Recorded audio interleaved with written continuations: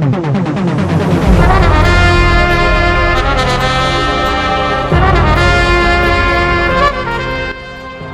to the video podcast too with the beloved Secretary General sir.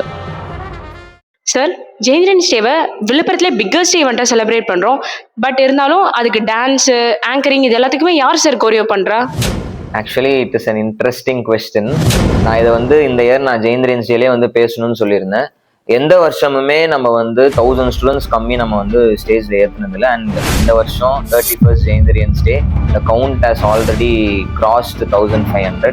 Cultural கமிட்டியிலேருந்து வந்த data பிரகாரம் already நம்ம 1500 நம்ம கிராஸ் பண்ணிட்டோம். எல்லாருக்கும் ஒரு உண்மையை சொல்கிறேன், அது எத்தனை பேர் நம்புவீங்க நம்ப மாட்டீங்கன்னு தெரியாது. இது வரைக்கும் நாட் ஈவன் சிங்கிள் ஸ்டெப் வெளியிலேருந்து ஒரு கோரியோகிராஃபர் நம்ம கூப்பிட்டுட்டு பண்ணது கிடையாது. இல்லைன்னா ஒரு ஸ்பீச்சாக இருக்கட்டும், இல்லை ஒரு ஆங்கரிங்காக இருக்கட்டும், எதுவாக இருந்தாலுமே நம்ம ரெஃபர் பண்ணிக்கலாம் செய்யலாமே தவிர that is purely done by the Jayant rights.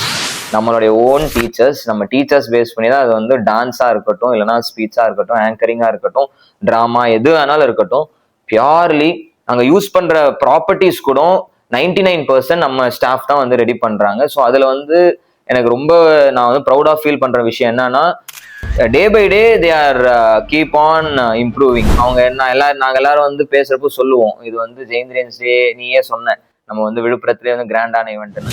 1500 students stage ஏற்றுறதுன்றதே பெரிய விஷயம். அந்த 1500 ஸ்டூடெண்ட்ஸ் நம்ம ஸ்டேஜ் ஏற்றி வரைக்கும் அந்த ப்ரோக்ராமை சக்ஸஸ்ஃபுல்லாக முடிக்கிறோன்றப்ப as a family it is like ஒரு மேரேஜ் ஃபங்க்ஷன் நடத்துகிற மாதிரி தான் இருக்குன்ட்டு நம்ம ஒரு மீட்டிங்லேயும் பேசுவோம். ஸோ நீ கேட்ட கேள்விக்கான பதில் 100% நம்ம அந்த ஃபங்க்ஷனில் நீங்கள் என்ன பார்க்குறீங்களோ அது purely that is been done by trained by நம்ம ஓன் டீச்சர்ஸ்.